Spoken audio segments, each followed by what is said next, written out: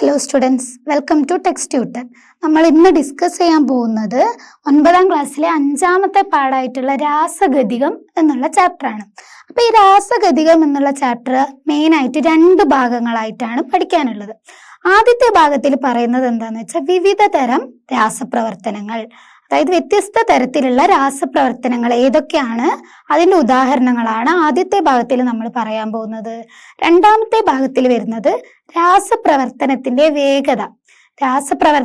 വേഗത എന്താണെന്നും അതിനെ ആശ്രയിക്കുന്ന ഘടകങ്ങൾ എന്തൊക്കെയാണെന്നുള്ളതാണ് നോക്കുന്നത്. അപ്പൊ ഈ 2 ഭാഗമാണ് ഈ ചാപ്റ്ററിൽ മെയിൻ ആയിട്ടുള്ളത്. അപ്പൊ ആദ്യത്തെ ഭാഗത്തിലേക്ക് പോവാം. ചാപ്റ്റർ തുടങ്ങുമ്പോൾ നിങ്ങൾക്ക് ഇവിടെ ഒരു പിക്ചർ കാണാം. ഇതെന്താണ്? നമ്മുടെ ഒരു അടുക്കളയുടെ പിക്ചറാണ് കൊടുത്തിട്ടുള്ളത്. അവിടെ എഴുതിയത് നോക്ക്, നമ്മുടെ വീടുകളിലെ അടുക്കള ഒരു രസതന്ത്രശാലയാണെന്ന് നിങ്ങൾക്കറിയാമോ എന്നാ ചോദിക്കുന്നത്. നമുക്ക് ഒന്ന് ആലോചിച്ച് നോക്ക്, നിങ്ങളുടെ വീട്ടിലെ അടുക്കള എങ്ങനെയാണ്? അവിടെ എന്തൊക്കെ തരത്തിലുള്ള മാറ്റങ്ങൾ നടക്കുന്നുണ്ട്?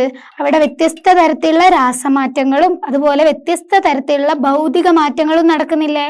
8ാം ക്ലാസ്സിൽ നമ്മൾ വിശദമായിട്ട് പഠിക്കുന്നുണ്ട് എന്താണ് രാസമാറ്റം എന്നും എന്താണ് ഭൗതിക മാറ്റം എന്നും. അപ്പൊ ഇവിടെ നോക്കാം, അടുക്കളയിൽ എന്തൊക്കെ കാര്യങ്ങൾ നമ്മൾ ചെയ്യാറുണ്ട്? പാചകം ചെയ്യാറില്ലേ?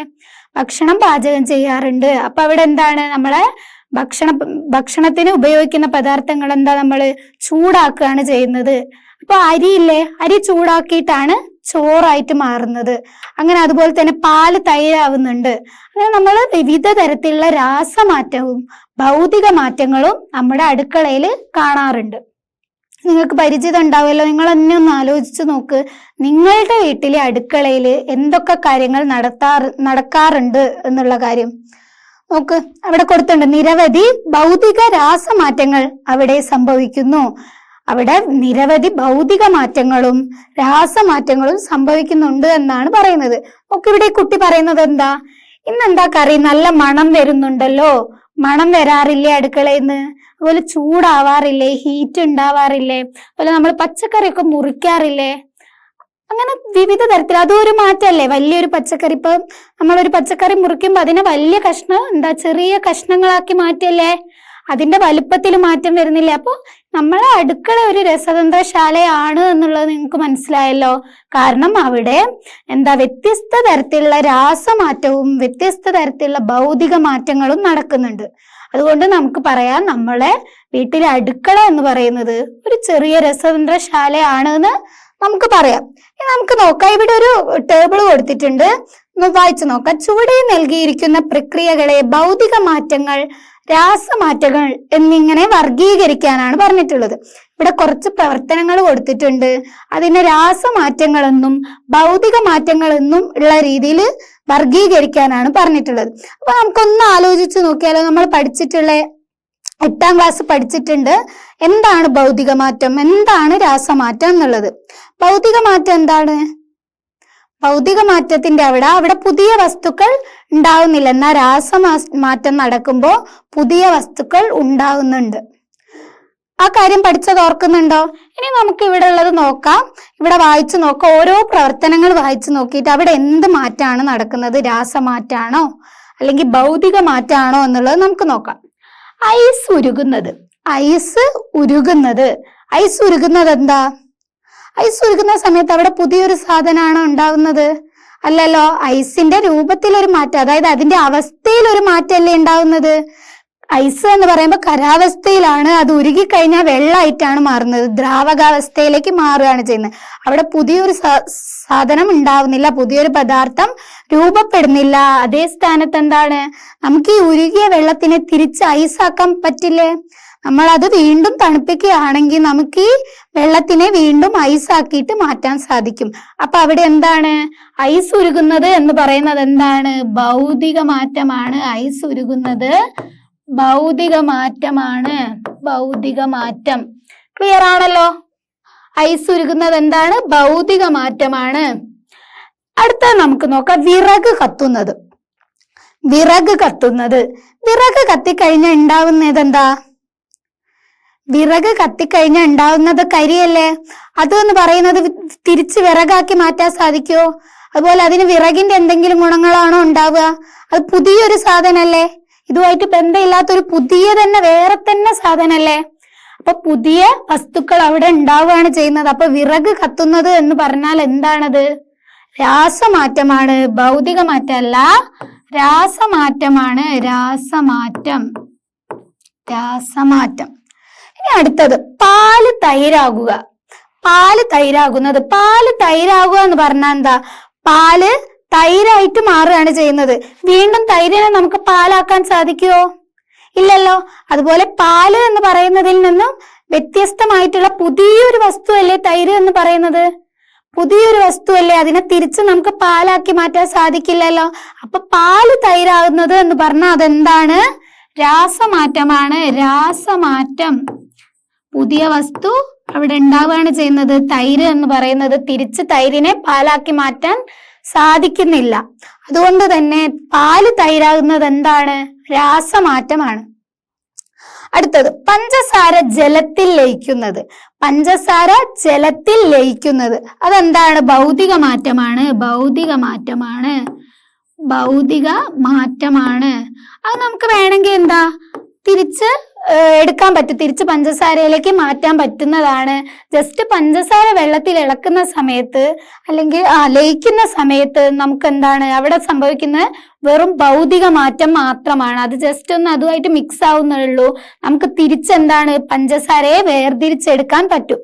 നമുക്ക് സെർട്ടൈൻ ഒരു പ്രോസസ്സിലൂടെ കടത്തി വിട്ട് കഴിഞ്ഞാൽ, അല്ലെ പ്രോസസ്സ് നടത്തി കഴിഞ്ഞാൽ എന്താണ് നമുക്ക് ഈ പഞ്ചസാര തിരിച്ച് എടുക്കാൻ സാധിക്കുന്നതാണ്. അതുകൊണ്ട് തന്നെ പഞ്ചസാര ജലത്തിൽ ലയിക്കുന്നത് എന്ന് പറഞ്ഞ ഒരു ഭൗതിക മാറ്റമാണ്. ക്ലിയർ ആയല്ലോ? അടുത്തതാണ് വെള്ളം തിളയ്ക്കുന്നത്. എന്താ? വെള്ളം തിളയ്ക്കുമ്പോൾ ആവിയായിട്ട് മാറുന്നുണ്ട്. അവിടെ എന്താ? ജസ്റ്റ് അതിന്റെ അവസ്ഥയിലല്ലേ ഒരു മാറ്റം ഉണ്ടായിട്ടുള്ളത്. ഐസ് ഉരുകുന്നത് പോലെ തന്നെയല്ലേ വെള്ളം തിളയ്ക്കുന്നത്. വെള്ളം എന്താണ്? നീരാവിയായിട്ട് മാറുകയല്ലേ ചെയ്യുന്നത്. അത് തിരിച്ച് വെള്ളമായിട്ട് പറ്റൂല. നമ്മളിപ്പം വെള്ളം തിളയ്ക്കുന്ന പാത്രത്തിന്റെ മുകളിൽ വേറൊരു പാത്രം വെച്ചിട്ട് അടച്ചു വെച്ചു.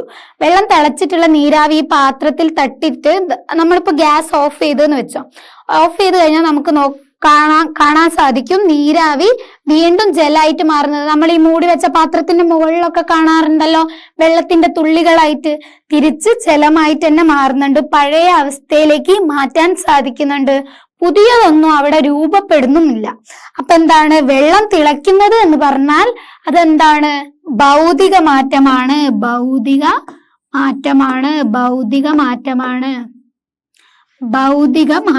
വെള്ളം തിളയ്ക്കുന്നത് എന്ന് പറയുന്നത് എന്താണ്? ഭൗതിക മാറ്റമാണ്. ഇത് ക്ലിയർ ആയല്ലോ? ഇത് നമ്മൾ 8ാം ക്ലാസ് പഠിക്കുന്നതാണ്. രാസമാറ്റവും ഭൗതിക മാറ്റവും എന്നുള്ള കാര്യം 8ാം ക്ലാസ്സിൽ ഒരു ചാപ്റ്ററിൽ വളരെ വൃത്തിയിൽ നമ്മൾ പഠിച്ചിട്ടുള്ള കാര്യമാണ്. സിമ്പിൾ ആയിട്ടുള്ള ഒരു ഭാഗമായിരുന്നു. അപ്പൊ നിങ്ങൾക്ക് മനസ്സിലായല്ലോ ഇവിടെ തന്നിട്ടുള്ളത് ഏതൊക്കെ മാറ്റങ്ങളാണ്, അത് ഏതൊക്കെ രീതിയിലാണ് വേർതിരിച്ചിട്ടുള്ളത് എന്ന് മനസ്സിലായല്ലോ. ഇനി നിങ്ങൾ തന്നെ നിങ്ങൾക്ക് അറിയുന്ന മാറ്റങ്ങൾ, അതിപ്പം എന്ത് തരം മാറ്റമായിക്കോട്ടെ, നിങ്ങൾ കുറച്ച് ഉദാഹരണങ്ങൾ കണ്ടെത്തിയിട്ട് അതിനെ ഒന്ന് വേർതിരിച്ച് നോക്കുക. ഒരു ടേബിൾ ഉണ്ടാക്കിയിട്ട് രാസമാറ്റമെന്നും ഭൗതിക മാറ്റമെന്നും ഹെഡിങ് കൊടുത്തിട്ട് നിങ്ങൾ കാണുന്ന മാറ്റങ്ങൾ ഏതാണ് എന്ന് തരംതിരിക്കാൻ പറ്റുമോ എന്ന് ശ്രമിച്ചു നോക്ക്. 8ാം ക്ലാസ്സിലെ കാര്യമാണ്, അത് ഓർത്തെടുക്കുക. ഇവിടുന്ന് ഇപ്പൊ ക്ലിയർ ആയിട്ടുണ്ട്, നമ്മളിപ്പോ പറഞ്ഞപ്പോ തന്നെ ഏകദേശം മനസ്സിലായിട്ടുണ്ടാവും. അതുപോലെ നിങ്ങൾക്ക് അറിയാവുന്ന കുറച്ച് ഉദാഹരണങ്ങൾ എടുക്കുക, എന്നിട്ട് അതൊന്ന് ടേബിൾ ആയിട്ട് തരം തിരിച്ചിട്ട് ഒന്ന് ശ്രമിച്ചു നോക്കുക. ചെയ്യാൻ പറ്റുന്നുണ്ടോ, അത് കറക്റ്റ് ആണോ എന്നുള്ളത് ഒന്ന് നോക്കി നോക്കാം. പുതിയൊരു വസ്തു ഫോം ചെയ്യുന്നുണ്ടെങ്കിൽ അതിനെ തിരിച്ച് പഴയ അവസ്ഥയിലേക്ക് മാറ്റാൻ സാധിക്കില്ല എന്നുണ്ടെങ്കിൽ നമുക്ക് എന്താണ് പറയാ? രാസമാറ്റം എന്ന് പറയും. ഇപ്പൊ നമുക്ക് എന്താ അതിന്റെ സൈസിലോ ഷേപ്പിലോ അതിന്റെ അവസ്ഥയിലൊക്കെ മാറ്റമാണ് വരുന്നത് എന്ന് വെച്ചാൽ നമുക്ക് എന്ത് പറയാം? നമുക്ക് എന്ത് പറയാൻ പറ്റും? അത് ഭൗതിക മാറ്റം എന്നാണ് നമ്മൾ പറയാം. അപ്പൊ രാസമാറ്റവും ഭൗതിക മാറ്റവും ക്ലിയർ ആയല്ലോ? ഇനി നമുക്ക് നോക്കാം. രാസപ്രവർത്തനങ്ങൾ സാങ്കേതിക വിദ്യയിലൂടെയും സംസ്കാരത്തിന്റെയും നിത്യജീവിതത്തിന്റെയും അവിഭാജ്യ ഘടകമാണ്. അതായത് രാസമാറ്റം എന്ന് പറയുന്നത് എന്താണ്? നമുക്ക് ഇപ്പോഴത്തെ ഒരു സമൂഹത്തിൽ രാസമാറ്റം എന്ന് പറയുന്നത് ഒഴിച്ചുകൂടാൻ പറ്റാത്ത ഒരു കാര്യമാണ്. നമുക്കിപ്പോ ഓരോ പ്രവർത്തനം നമ്മളെ നിത്യജീവിതത്തിലുള്ള ഓരോ കാര്യങ്ങൾ എളുപ്പത്തിൽ സാധിക്കണമെങ്കിൽ അതിന്റെ പിന്നിൽ പല രാസപ്രവർത്തനങ്ങളും നടന്നിട്ടായിരിക്കാം. നമ്മുടെ ശരീരത്തിൽ തന്നെ ഒട്ടനവധി രാസപ്രവർത്തനങ്ങൾ നടക്കുന്നുണ്ട്, നമ്മൾ അറിയുന്നില്ല എന്നുള്ളൂ. ചിലത് നമ്മൾ അറിയുന്നുണ്ടാവും. കുറെ രാസപ്രവർത്തനങ്ങൾ നമ്മുടെ ശരീരത്തിൽ നടക്കുന്നതിന്റെ ഫലമായിട്ടാണ് നമുക്ക് ശ്വസിക്കാൻ സാധിക്കുന്നത്, നമുക്ക് ഭക്ഷണം കഴിക്കാൻ സാധിക്കുന്നത്. നമ്മുടെ ശരീരത്തിലുള്ള എല്ലാ പ്രവർത്തനങ്ങളും നടക്കുന്നത് വ്യത്യസ്ത തരമായിട്ടുള്ള രാസപ്രവർത്തനങ്ങൾ നടക്കുന്നത് കൊണ്ടാണ്. അതുപോലെ തന്നെ നമ്മൾ നിത്യജീവിതത്തിൽ നമ്മൾ ഉപയോഗിക്കുന്ന പല സാങ്കേതിക വിദ്യകൾ, അതിന്റെ പിന്നിലൊക്കെ എന്തുണ്ട്? ഓരോ തരത്തിലുള്ള രാസപ്രവർത്തനങ്ങൾ നടക്കുന്നുണ്ട്. ക്ലിയർ ആയല്ലോ? ഇവിടെ നോക്ക്, കുറച്ച് ഉദാഹരണങ്ങളാണ് അതിന് കൊടുത്തിട്ടുള്ള. കുറച്ച് ഉദാഹരണങ്ങളാണ്. ഇന്ധനങ്ങൾ കത്തിക്കുക, ഇന്ധനങ്ങൾ കത്തിക്കുക, ഇന്ധനങ്ങൾ കത്തിക്കുക. ഇന്ധനങ്ങൾ കത്തിക്കുക എന്ന് പറയുന്നത് എന്താ? നമ്മള് ചില വെഹിക്കിൾസിലൊക്കെ ഇന്ധനം യൂസ് ചെയ്യുന്നില്ലേ? അതൊക്കെ കത്തിക്കുക എന്ന് പറഞ്ഞിട്ടാണ് നമ്മളത് എനർജി ആക്കി മാറ്റുന്നത്. നമ്മൾ ഉപയോഗിക്കുന്നുണ്ട് ഇന്ധനങ്ങൾ കത്തിക്കുക. then അയേണിന്റെ സ്മെൽറ്റിംഗ്, അയേണിന്റെ സ്മെൽറ്റിംഗ്. അടുത്തത് ഗ്ലാസും മൺപാത്രങ്ങളും നിർമ്മിക്കുക. ഗ്ലാസ്, മൺപാത്രങ്ങളൊക്കെ നിർമ്മിക്കുന്നത് ഒരു രാസപ്രവർത്തനത്തിന്റെ ഫലമായിട്ടാണ്. അത് കഴിഞ്ഞാൽ വൈൻ, then ചീസ് എന്നിവ തയ്യാറാക്കുക. വൈൻ തയ്യാറാക്കുന്നില്ലേ? വൈൻ തയ്യാറാക്കുന്ന സമയത്ത് വൈന് നമ്മൾ ആദ്യം വെച്ചിട്ടുള്ള സാധനമാണോ വൈനായിട്ട് മാറുമ്പോ ഉണ്ടാവുക? നമ്മളെ റോ മെറ്റീരിയൽ എന്ന് പറയുന്ന മുന്തിരി, ഷുഗർ ഒക്കെ ഇട്ടിട്ടല്ലേ, ശർക്കര, അങ്ങനത്തെ ഓരോ കാര്യങ്ങൾ ഇട്ടിട്ടാണ് നമ്മൾ വൈൻ തയ്യാറാക്കുക. പക്ഷെ വൈനായി കഴിഞ്ഞാൽ അത് പുതിയൊരു സാധനമായി മാറി. അതിന്റെ ഉള്ളില് രാസപ്രവർത്തനം നടന്നിട്ടാണ് അവിടെ വൈനായിട്ട് മാറുന്നത്. Then cheese ഉണ്ടാക്കുന്നില്ലേ? ചീസ് ഉണ്ടാക്കുന്നത് രാസപ്രവർത്തനമാണ് നടക്കുന്നത്. അപ്പൊ ഇതാണ് നമ്മുടെ നിത്യജീവിതത്തിലുള്ള കുറച്ച് ഉദാഹരണങ്ങൾ മാത്രമാണ് ഇവിടെ തന്നിട്ടുള്ളത്. അല്ലാതെ കുറെ രാസപ്രവർത്തനത്തിന് ഉദാഹരണങ്ങൾ ഉണ്ട്. ഏറ്റവും ഇമ്പോർട്ടന്റ് ആയിട്ട് നമുക്ക് പറയാൻ പറ്റുന്ന നിത്യജീവിതത്തിൽ നമ്മൾ ജീവിക്കാൻ തന്നെ കാരണമായിട്ട് ഉള്ള ഒരു രാസപ്രവർത്തനത്തിന് ഉദാഹരണം അറിയോ? ഫോട്ടോസിന്തസിസ് അറിയില്ലേ? ഫോട്ടോസിന്തസിസ്, പ്രകാശ സംശ്ലേഷണം, അത് എന്ന് പറയുന്നത് ഒരു രാസപ്രവർത്തനമാണ്. അങ്ങനെ അത് നടക്കുന്നത് കാരണമാണ് നമുക്ക് ഓക്സിജൻ ലഭിക്കുന്നത്. അതുപോലെ നമ്മുടെ ശരീരത്തിലും ഒട്ടനവധി രാസപ്രവർത്തനങ്ങൾ ഉണ്ട് എന്നുള്ളത് ഓർക്കുക. അപ്പൊ നിത്യജീവിതത്തിൽ രാസപ്രവർത്തനങ്ങളുടെ ഫലമായിട്ടാണ് നമ്മൾ കുറെ കാര്യങ്ങൾ നടക്കുന്നത്. ഇപ്പൊ എർത്ത് എക്സിസ്റ്റ് ചെയ്യുന്നത്, ഭൂമി ഇവിടെ നിലനിൽക്കുന്നത് പോലും പല ഭൂമിയുടെ ഉത്ഭവം അല്ലെങ്കിൽ ഭൂമിയുടെ നിലനിൽപ്പ് ഒക്കെ എന്നുള്ള കാര്യങ്ങളൊക്കെ വ്യത്യസ്ത തരം രാസപ്രവർത്തനത്തിന്റെ ഫലം തന്നെയാണ്. ക്ലിയർ ആയല്ലോ? ഇവിടെ പറയുന്നത് എന്താണെന്ന് വെച്ചാൽ രാസപ്രവർത്തനങ്ങൾ ആയിരക്കണക്കിന് വർഷങ്ങളായി അറിയപ്പെടുന്നവയാണ്. രാസപ്രവർത്തനങ്ങൾ എന്ന് പറയുന്നത് ആയിരക്കണക്കിന് വർഷങ്ങളായി അറിയപ്പെടുന്നവയാണ് എന്നാണ് പറയുന്നത്. ഇനി നമുക്ക് എന്താണ് രാസമാറ്റം എന്നുള്ളത് നമ്മൾ പറഞ്ഞു. ജസ്റ്റ് ഒന്ന് രാസമാറ്റത്തിന്റെ ഡെഫിനിഷൻ കൂടെ നോക്കിയാലോ? ഡെഫിനിഷൻ കൂടെ നമുക്ക് നോക്കാം. ഒന്നോ അതിലധികമോ പുതിയ പദാർത്ഥങ്ങൾ ഉണ്ടാകുന്ന തരത്തിൽ ദ്രവ്യത്തിനുണ്ടാകുന്ന മാറ്റമാണ് രാസമാറ്റം. ഒന്നോ അതിലധികമോ പുതിയ പദാർത്ഥങ്ങൾ ഉണ്ടാകുന്ന തരത്തിൽ ദ്രവ്യത്തിനുണ്ടാകുന്ന മാറ്റമാണ് രാസമാറ്റം എന്ന് പറയുന്നത്. നമ്മൾ നേരത്തെ പറഞ്ഞു പാല് തൈരാവുന്നത്, പാല് എന്ന വസ്തു തൈരായിട്ട് മാറി. തൈര് എന്താണ്? പുതിയ പദാർത്ഥാണ്. അപ്പൊ ഒരു എക്സാമ്പിൾ വെച്ചിട്ട് ആലോചിക്കുക. ഒന്നോ അതിലധികമോ പുതിയ പദാർത്ഥങ്ങൾ ഉണ്ടാകുന്ന തരത്തിൽ ദ്രവ്യത്തിനുണ്ടാവുന്ന മാറ്റമാണെന്ത്? രാസമാറ്റം എന്ന് പറയുന്നത്. മനസ്സിലായോ?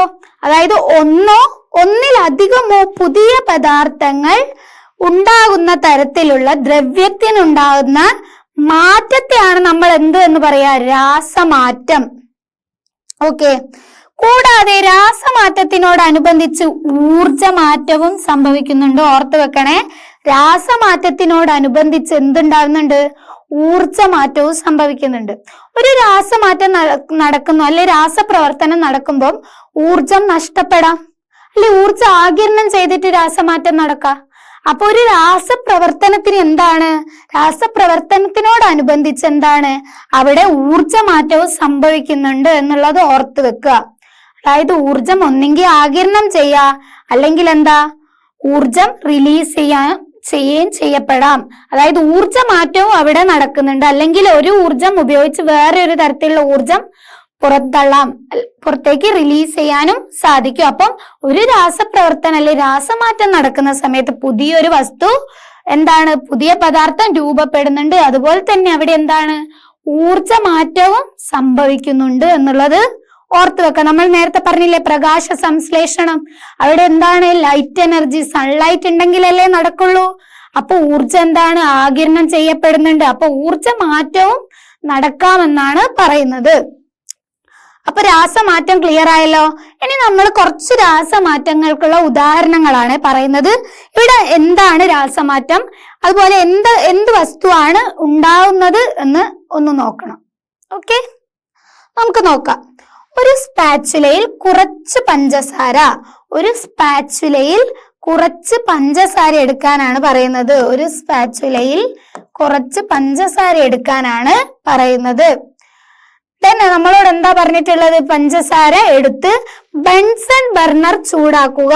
ബെൻസൺ ബർണർ ചൂടാക്കാനാണ് നമ്മളോട് പറയുന്നത്. ബെൻസൺ ബർണർ ചൂടാക്കാനാണ് പറയുന്നത്. ലഭിച്ച ഉൽപ്പന്നത്തിന്റെ നിറം എന്താണ്, നമുക്ക് ലഭിച്ച ഉൽപ്പന്നത്തിന്റെ നിറം എന്താണ് എന്നാണ് ചോദിച്ചിട്ടുള്ളത്. ഓക്കെ, ഒരു സ്പാച്ചുലയിൽ കുറച്ച് പഞ്ചസാര എടുക്കുക. ഒരു സ്പാച്ചുല എടുക്കുക. സ്പാച്ചുല എന്ന് പറഞ്ഞാൽ ഒരു സ്പൂൺ പോലെയുള്ള ഒരു സാധനമാണ്, നമ്മളെ ലാബിൽ യൂസ് ചെയ്യുന്ന സാധനമാണ് സ്പാച്ചുല. അപ്പൊ ഈ സ്പാച്ചുലയിൽ കുറച്ച് പഞ്ചസാര എടുക്കാനാണ് പറയുന്നത്.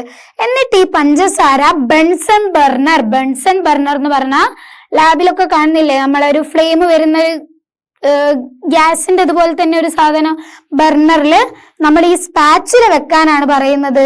എന്നിട്ട് ചൂടാക്കാനാണ് നമ്മളോട് പറയുന്നത്. ലഭിച്ച ഉൽപ്പന്നത്തിന്റെ നിറം എന്താണ്, നമുക്ക് ലഭിക്കുന്ന, അപ്പൊ ഈ ചൂടാക്കുന്ന സമയത്ത് നമുക്ക് എന്താ ഒരു ഉൽപ്പന്നം ലഭിക്കും, അതിന്റെ നിറം എന്താണെന്നാണ് ചോദിച്ചത്. പഞ്ചസാരയുടെ നിറം എന്താ, നമുക്കറിയാം ഒരു വെള്ള നിറം അല്ലേ. നമ്മൾ ഇങ്ങനെ പഞ്ചസാര സ്പാച്ചുലയിൽ എടുത്തിട്ട് ബെൻസൺ ബർണർ വെച്ചിട്ട് ഹീറ്റ് ചെയ്യുന്ന സമയത്ത് പഞ്ചസാരയുടെ നിറം മാറും. പഞ്ചസാരയുടെ നിറം എന്താവെന്ന് വെച്ചാൽ ആദ്യം ഒരു ലൈറ്റ് ബ്രൗൺ ആവും, ദെൻ ഡാർക്ക് ബ്രൗൺ ആയി ലാസ്റ്റ് അത് കറുപ്പായിട്ട് മാറും. ഡാർക്ക് ബ്രൗൺ ടു കറുപ്പിലേക്ക് മാറുന്നുണ്ട്. പഞ്ചസാരയുടെ നിറം എന്താണ്, വെള്ള നിറാണ്, പക്ഷെ അതെന്തായിട്ട് മാറും, കറുപ്പ് നിറത്തിലേക്ക് മാറുന്നുണ്ട്. അപ്പൊ അത് നമ്മളെ പഞ്ചസാരയായിട്ട് എന്തെങ്കിലും ബന്ധമുള്ള സാധനമാണോ ഉണ്ടാകുന്നത്? പഞ്ചസാര വെളുത്ത നിറല്ലേ, ഇതിന്റെ നിറം എന്താണ്, കറുപ്പായിട്ടാണ് മാറുന്നത്. അവിടെ ലഭിച്ച ഉൽപ്പന്നത്തിന്റെ നിറമാണ് നമ്മളോട് ചോദിച്ചിട്ടുള്ളത്. അതെന്താണ്, കറുപ്പ് നിറായിട്ടാണ് മാറുക. അതായത് ആദ്യം എന്താണ്, ബ്രൗൺ ആയിട്ട് മാറും, ദെൻ ഈ ബ്രൗൺ പിന്നെ എന്താവുന്നുണ്ട്, കറുപ്പ് നിറായിട്ട് മാറുന്നുണ്ട്. അപ്പൊ brown to reddish brown to എന്താ പറയാ, ബ്ലാക്ക് അല്ലെങ്കിൽ കറുപ്പ്, നല്ല എന്താ ചുവന്ന കാപ്പി ടു എന്താണ്, കറുപ്പിലേക്ക് മാറുന്നുണ്ട്. കറുപ്പ് എന്ന് എഴുതിയാൽ മതി. നിങ്ങൾക്ക് ആ പിക്ചർ കാണുന്നുണ്ടല്ലോ, പിക്ചർ കാണുമ്പോൾ നല്ല ക്ലിയർ ആയിട്ട് മനസ്സിലാവുന്നുണ്ടല്ലോ. പിക്ചറിൽ എന്താണ്, പഞ്ചസാര ചൂടാക്കിയിട്ടുള്ള നിറാണ് കൊടുത്തിട്ടുള്ളത്. ക്ലിയർ ആയോ? ആ നിറത്തിലേക്കാണ് നമ്മളെ പഞ്ചസാര മാറുന്നത്. ക്ലിയർ ആയല്ലോ? ഇതിന് അടുത്ത പരീക്ഷണമാണ് കൊടുത്തിട്ടുള്ളത്. ഈ പരീക്ഷണം നമുക്കൊന്ന് വായിച്ചു നോക്കാം, എന്താണ് ഇവിടെ ചെയ്യുന്ന പ്രവർത്തനം എന്നുള്ളത്. ഒരു ടെസ്റ്റ് ട്യൂബിൽ കുറച്ച് sodium carbonate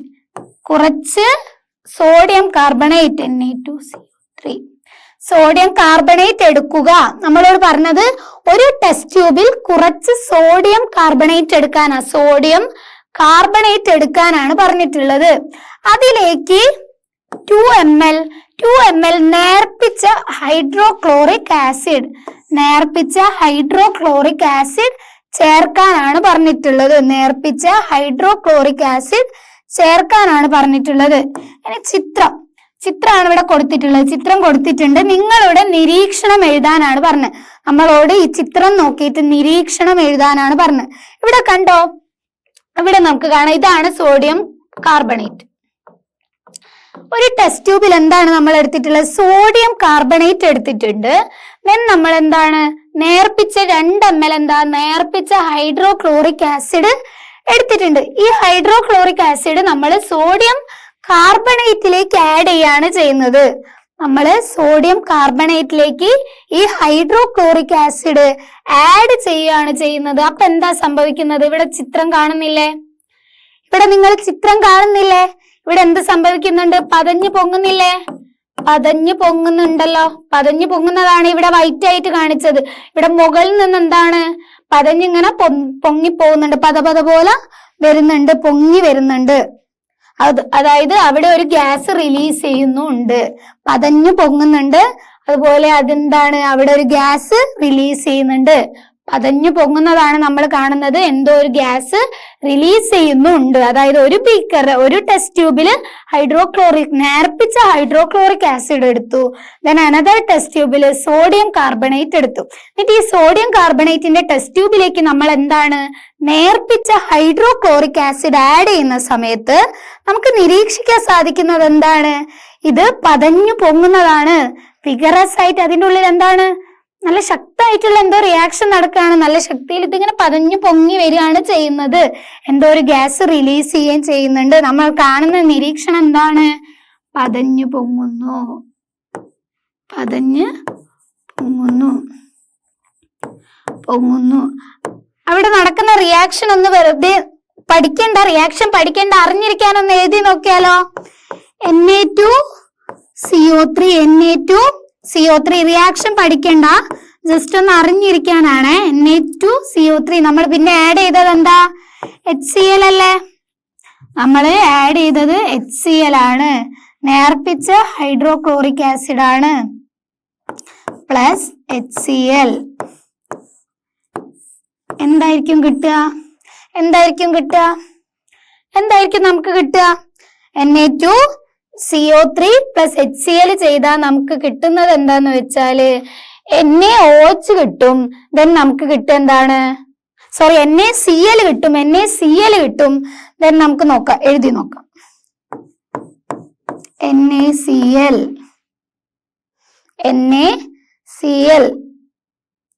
then CO2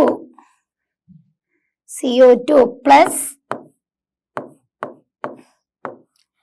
hydrogen ആണ് നമുക്ക് കിട്ടുന്നത്. അതായത് Na2CO3 സോഡിയം കാർബണേറ്റിലേക്ക് നമ്മൾ ഹൈഡ്രോക്ലോറിക് ആസിഡ് ആണ് ആഡ് ചെയ്യുന്നത്. ഹൈഡ്രോക്ലോറിക് ആസിഡ് ആഡ് ചെയ്യുന്ന സമയത്ത് അവിടെ നമുക്ക് നിരീക്ഷിക്കാൻ സാധിക്കുന്നത് എന്താന്ന് വെച്ചാൽ ഇതിങ്ങനെ പതഞ്ഞു പൊങ്ങുകയാണ് ചെയ്യുന്നത്, ശക്തിയിൽ പതഞ്ഞു പൊങ്ങുകയാണ് ചെയ്യുന്നത്. അവിടെ എന്താണ്? പതഞ്ഞു പൊങ്ങുന്നതാണ് നമ്മൾ കാണുന്ന നിരീക്ഷണം. അതായത് മുകളിൽ റിയാക്ഷൻ നടക്കുകയാണ്. അതിന്റെ സമയത്ത് എന്താ? ഇതിന്റെ ഫലമായിട്ട് വ്യത്യസ്ത തരത്തിലുള്ള ഗ്യാസുകൾ എന്താണ്?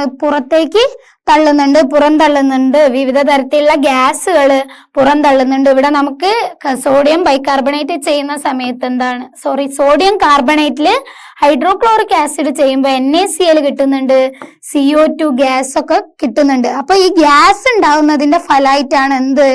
അവിടെ പതഞ്ഞു പൊങ്ങുന്നത്. അത് മുകളിലേക്ക് പോകുന്നതാണ് നമ്മൾ കാണുന്നത്. അവിടെ ശക്തിയിലൊരു റിയാക്ഷൻ മുകളിൽ നടക്കുന്നുണ്ട്. ഈ റിയാക്ഷൻ ആവശ്യമില്ല, ജസ്റ്റ് നിരീക്ഷണം മതി. എന്താണ്? പതഞ്ഞു പൊങ്ങുന്നത്. നമ്മുടെ നിരീക്ഷണം എന്ന് പറയുന്നത് എന്താണ്? പതഞ്ഞു പൊങ്ങുന്നുണ്ട്. നിങ്ങൾക്ക് മനസ്സിലാവാൻ വേണ്ടിയിട്ടാണ് ആ റിയാക്ഷൻ പറഞ്ഞു എന്നുള്ളൂ. അത് ഗ്യാസ് പോകുന്നതാണ്. ഓക്കെ, അടുത്തത് നോക്കാം. ഒരു ടെസ്റ്റ് ട്യൂബിൽ 2 ml ലെഡ് അസറ്റേറ്റ് ആണ്. Lead acetate PbCH3COO lead acetate ലായനിയിലേക്ക് 2 ml പൊട്ടാസ്യം അയോഡൈഡ് ലായനി ചേർക്കുകയാണ്. അതാണ് ചിത്രത്തിൽ കൊടുത്തിട്ടുള്ളത്. അതായത് നമ്മൾ ഒരു ടെസ്റ്റ് ട്യൂബ് എടുത്തു, അതിലെന്താണ്? 2 ml ലെഡ് അസറ്റേറ്റ് ആണ്. ഒരു ടെസ്റ്റ് ട്യൂബിൽ നമ്മൾ എടുക്കുന്നത് ലെഡ് അസറ്റേറ്റ് എടുത്ത്. പിന്നെ അടുത്ത ടെസ്റ്റ് ട്യൂബിൽ നമ്മൾ എടുക്കുന്നത് എന്താണ്? 2 ml പൊട്ടാസ്യം അയോഡൈഡ് ആണ്. 2 ml പൊട്ടാസ്യം അയോഡൈഡ് കണ്ടോ? രണ്ടും എടുത്ത്. എന്നിട്ട് നമ്മൾ എന്താണ്? ഇതിലേക്ക് മിക്സ് ചെയ്യാണ് ചെയ്യുന്നത്. ലെഡ് അസറ്റേറ്റില് പൊട്ടാസ്യം അയോഡൈഡ് മിക്സ് ചെയ്യാണ് ചെയ്യുന്നത്. അപ്പൊ നമുക്ക് ഇവിടെ എന്ത് കാണാൻ സാധിക്കുന്നുണ്ട്? ലഭിച്ച ഉൽപ്പന്നമാണ് ഇത്. അത് ചെയ്തു കഴിഞ്ഞാൽ നമ്മുടെ ടെസ്റ്റ് ട്യൂബ് ഈ രീതിയിലാണ് ഉണ്ടാവുക. നമ്മൾ ഇങ്ങനെയാണ് കാണാം. അപ്പൊ നമ്മളോട് ചോദിച്ചതിൽ ലഭിച്ച ഉൽപ്പന്നം ടെസ്റ്റ് ട്യൂബിൽ ഏത് ഭാഗത്താണ് കാണപ്പെടുന്നത്? ഈ ചിത്രം നോക്ക്. ടെസ്റ്റ് ട്യൂബിന്റെ ഏത് ഭാഗത്താണ് കാണപ്പെടുന്നത്? എവിടെയാ? താഴെയല്ലേ? ലഭിച്ച ഉൽപ്പന്നം താഴെയാണ് കാണപ്പെടുന്നത്. ടെസ്റ്റ് ട്യൂബിന്റെ താഴെ താഴെയാണ് നമ്മൾ കാണുന്നത്. ടെസ്റ്റ് ട്യൂബിന്റെ താഴെയാണ് ലഭിച്ച ഉൽപ്പന്നം നമുക്ക് കാണാൻ സാധിക്കുന്നത്. ഓക്കെ, നേരത്തെ നമ്മൾ ചെയ്തില്ലേ സോഡിയം കാർബണേറ്റിന്റെ ചെയ്തില്ലേ?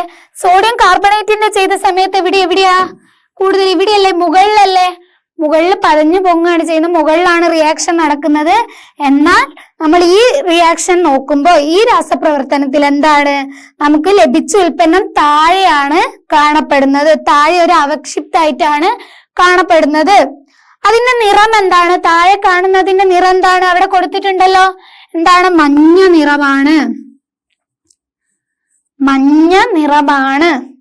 കാണുന്നില്ല? ക്ലിയർ ആയിട്ട് കാണുന്നില്ല? ഒരു മഞ്ഞ നിറത്തിലുള്ള അവശിഷ്ടാണ് നമുക്ക് കിട്ടിയിട്ടുള്ളത്. അത് ടെസ്റ്റ് ട്യൂബിന്റെ താഴെയാണ് രൂപപ്പെട്ടിട്ടുള്ളത്. അതും മനസ്സിലായല്ലോ.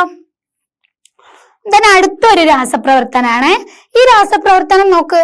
ഒരു ടെസ്റ്റ് ട്യൂബിൽ കുറച്ച് അയേൺ സൾഫൈഡ് എടുക്കുക. ഒരു ടെസ്റ്റ് ട്യൂബിൽ കുറച്ച് അയേൺ സൾഫൈഡ് എടുക്കുക. അതിലേക്ക് 2 ml നേർപ്പിച്ച ഹൈഡ്രോക്ലോറിക് ആസിഡ് ചേർത്ത് ചൂടാക്കാനാണ് നമ്മളോട് പറയുന്നത്. നമ്മളോട് പറയുന്നത് എന്താന്ന് വെച്ചാല് ഈ ഒരു ടെസ്റ്റ് ട്യൂബില് നമ്മളോട് എന്താ പറഞ്ഞത്? കുറച്ച് അയേൺ സൾഫൈഡ് എടുക്കാനാണ് പറയുന്നത്. അയേൺ സൾഫൈഡ് എടുക്കാൻ അതിലേക്ക് നമ്മളോട് എന്താ പറയുന്നത്? 2 ml നേർപ്പിച്ച ഹൈഡ്രോക്ലോറിക് ആസിഡ് നേർപ്പിച്ചതിനാണ് നമ്മൾ ഡയല്യൂട്ട് എന്ന് പറയുക കേട്ടോ. അപ്പൊ ഡയല്യൂട്ട് ഹൈഡ്രോക്ലോറിക് ആസിഡ് എടുക്കാനാണ് പറയുന്നത്. എന്നിട്ട് എന്താ പറയുന്നത്? ഇത് രണ്ടും ചേർത്തിട്ട് ചൂടാക്കാനാണ് പറയുന്നത്. അപ്പൊ നമ്മളോട് ചോദിക്കുന്നത് ചൂടാക്കുമ്പോൾ ഉണ്ടാകുന്ന ഗന്ധം പരിചിതമാണോ എന്നാണ്. ഗന്ധം പരിചിതമാണോ എന്നാണ് നമ്മളോട് ചോദിച്ചിട്ടുള്ളത്. നമുക്ക് കിട്ടുക എന്താന്ന് വെച്ചാല് H2S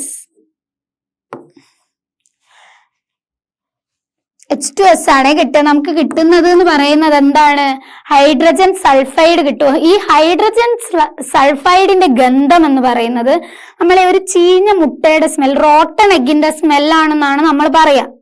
നമ്മൾ അങ്ങനെയാണ് പറയാറ്, റോട്ടൺ എഗ്ഗിന്റെ സ്മെല്ലാണ് എന്നുള്ളത്.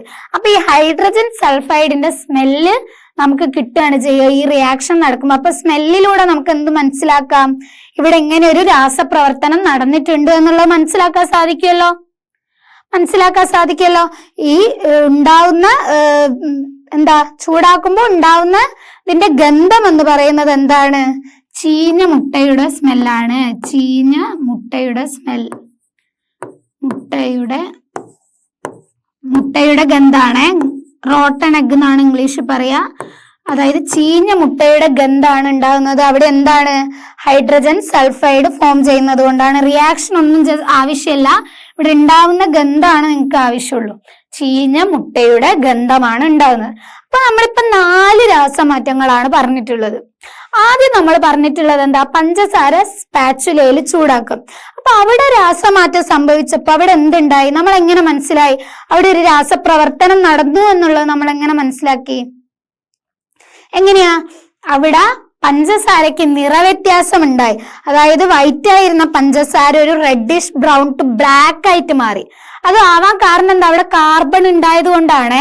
കാർബൺ ആണ് അവിടെ ഫോം ചെയ്തത്. പഞ്ചസാര മാറിയിട്ട് എന്തായി? കാർബൺ ആയിട്ട് മാറി. ക്ലിയർ ആയോ?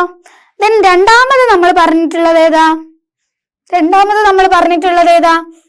നമ്മളെ സോഡിയം കാർബണേറ്റിലേക്ക് ഡയല്യൂട്ട് HCl ആഡ് ചെയ്യുക. സോഡിയം കാർബണേറ്റിലേക്ക് നേർപ്പിച്ച ഹൈഡ്രോക്ലോറിക് ആസിഡ് ആഡ് ചെയ്യുന്നതാണ് നമ്മൾ പറഞ്ഞിട്ടുള്ളത്. അപ്പൊ എന്താണ് സംഭവിക്കുന്നത്? അപ്പൊ അത് പതഞ്ഞു പൊങ്ങുകയാണ് ചെയ്യുന്നത്, സ്പീഡിൽ പതഞ്ഞു പൊങ്ങുകയാണ് ചെയ്യുന്നത്. അതുപോലെ തന്നെ അവിടെ എന്താണ്? ഗ്യാസുകൾ ലിബറേറ്റ് ചെയ്യുന്നുണ്ട്. അത് ആവശ്യമില്ല, ജസ്റ്റ് പതഞ്ഞു പൊങ്ങാണ് ചെയ്യുന്നത്. പതഞ്ഞു പൊങ്ങാൻ കാരണം എന്താ? അതിനുള്ളിലുള്ള ഗ്യാസുകളിൽ എന്താണ്? മുകളിലേക്ക് പോകേണ്ടതുകൊണ്ടാണ്. അതായത് ചില വാതകങ്ങൾ രൂപപ്പെടുന്നുണ്ട്, ആ വാതകങ്ങൾക്ക് വേഗം പുറത്തേക്ക് പോകേണ്ടത് കൊണ്ടാണ് ഇത് പതഞ്ഞു പൊങ്ങുന്നത്. നമ്മൾ മൂന്നാമത് പറഞ്ഞത് എന്താണ്? മൂന്നാമത് പറഞ്ഞത് നമ്മൾ ലെഡ് അസറ്റേറ്റിലേക്ക് പൊട്ടാസ്യം അയഡൈഡ് ആഡ് ചെയ്യാണ്. അങ്ങനെ ആഡ് ചെയ്യുന്ന സമയത്ത് നമുക്ക് കാണാൻ സാധിച്ചത് ഒരു അവശിപ്തം ടെസ്റ്റ് ട്യൂബിന്റെ അടിയിലായിട്ട് രൂപപ്പെട്ടിട്ടുണ്ട്. അതിന് നിറവ്യത്യാസമുണ്ട്, ഒരു മഞ്ഞ നിറത്തിലുള്ള അവശിപ്തം രൂപപ്പെട്ടിട്ടുണ്ട്. അപ്പൊ അവശിപ്തം രൂപപ്പെട്ടത് കൊണ്ട് തന്നെ നമുക്ക് എന്ത് പറയാൻ സാധിക്കും? അവിടെ ഒരു രാസമാറ്റം സംഭവിച്ചു എന്നുള്ളത് നമുക്ക് മനസ്സിലായല്ലോ. ഇങ്ങനെ ഒരു കളറും ഇല്ലാത്തൊരു സാധനം ഇത് രണ്ട് യോജിപ്പിച്ച സമയത്ത് മഞ്ഞ നിറവും ഉണ്ടായി, അതുകൂടാതെ അവശിപ്തം രൂപപ്പെടുകയും ചെയ്തിട്ടുണ്ട്. ലാസ്റ്റ് നമ്മൾ പറഞ്ഞിട്ടുള്ളത് ഒരു കോണിക്കൽ ഫ്ലാസ്ക് ഉണ്ട്. അതിലേക്ക്, ഇതാണ് കോണിക്കൽ ഫ്ലാസ്ക്, അതിലേക്ക് അയേൺ സൾഫൈഡ് എടുക്കുന്നു. അതിലേക്ക് 2 ml ഹൈഡ്രോക്ലോറിക് ആസിഡ് ആഡ് ചെയ്ത സമയത്ത് നമുക്കൊരു ചീഞ്ഞ മുട്ടയുടെ ഗന്ധമാണ് അറിയാൻ സാധിച്ചത്. അപ്പൊ ആ ഗന്ധത്തിൽ നിന്ന് നമുക്ക് എന്ത് മനസ്സിലാക്കാം? മുമ്പ് അത് ആഡ് ചെയ്യുന്നതിന് മുമ്പ് അങ്ങനെ ഒരു ഗന്ധം ഉണ്ടായിരുന്നില്ല. ഇത് ആഡ് ചെയ്തപ്പോഴാണ് ഗന്ധം ഉണ്ടായത്. അവിടെ എന്തോ പുതിയൊരു വസ്തു ഉണ്ടായത് കൊണ്ടല്ലേ. അത് നമ്മൾ മനസ്സിലാക്കിയത് എന്തിലൂടെയാണ്? ഗന്ധത്തിലൂടെയല്ലേ. അപ്പൊ നമ്മള് ഇപ്പൊ പറഞ്ഞിട്ടുള്ളത് 4 രാസമാറ്റങ്ങളാണ്, അല്ലെ 4 രാസപ്രവർത്തനങ്ങൾ നമ്മൾ പറഞ്ഞിട്ടുണ്ട്. അപ്പൊ നമുക്കൊന്ന് എഴുതിയാലോ? പരീക്ഷണം 1, 2, 3, 4 നമ്മൾ പറഞ്ഞ ഓർഡറിൽ ഓരോന്നിനും ഓരോ നമ്പർ ഇട്ടിട്ടുണ്ട്.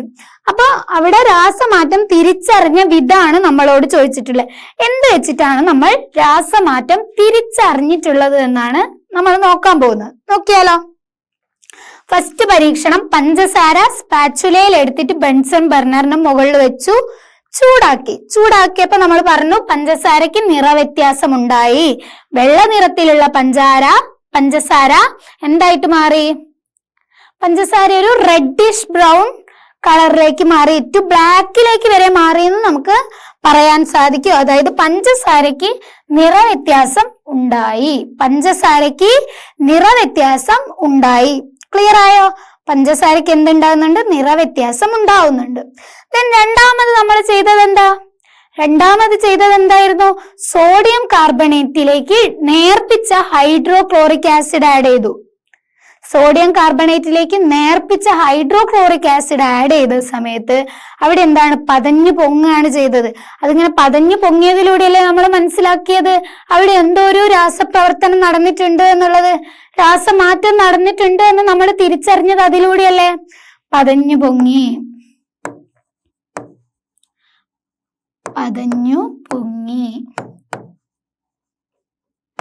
അതുപോലെ എന്താ? വ്യത്യസ്ത തരത്തിലുള്ള വാതകങ്ങള് ലിബറേറ്റ് ചെയ്തിട്ടുണ്ട്, പുറന്തള്ളിയിട്ടുണ്ട്, വാതകം പുറത്തേക്ക് വരുന്നുണ്ട്. അതിലൂടെ നമുക്ക് മനസ്സിലാക്കാം. മൂന്നാമത്തത് എന്തായിരുന്നു? ലെഡ് അസറ്റേറ്റ് അല്ലേ. ലെഡ് അസറ്റേറ്റിലേക്ക് നമ്മൾ എന്താ ആഡ് ചെയ്തു? പൊട്ടാസ്യം അയഡൈഡ് ആഡ് ചെയ്തു. പൊട്ടാസ്യം അയഡൈഡ് ആഡ് ചെയ്ത സമയത്ത് എന്താണ്? മഞ്ഞ നിറത്തിലുള്ള അവശിപ്തം എന്താണ്? രൂപപ്പെട്ടു. അതിലൂടെയല്ലേ നമ്മൾ മനസ്സിലാക്കിയത് അവിടെ ഒരു രാസമാറ്റം നടന്നിട്ടുണ്ട് എന്ന്. അതായത് മഞ്ഞ നിറത്തിലുള്ള ഒരു അവശിപ്തം രൂപപ്പെട്ടതിലൂടെയാണ് നമ്മൾ മനസ്സിലാക്കിയത് അവിടെ എന്താണ്? ഒരു രാസമാറ്റം സംഭവിച്ചിട്ടുണ്ട് എന്നുള്ളത്. നാലാമത്തത് എന്താ? അയേൺ സൾഫൈഡിലേക്ക് നമ്മൾ എന്താണ് ആഡ് ചെയ്തിട്ടുള്ളത്? നമ്മൾ എന്താ? നേർപ്പിച്ച ഹൈഡ്രോക്ലോറിക് ആസിഡ് ആഡ് ചെയ്തു. ആഡ് ചെയ്ത സമയത്ത് അവിടെ നമ്മൾ രാസമാറ്റം സംഭവിച്ചിട്ടുണ്ട് എന്നുള്ളത് മനസ്സിലാക്കിയത് ഗന്ധത്തിലൂടെയാണ്.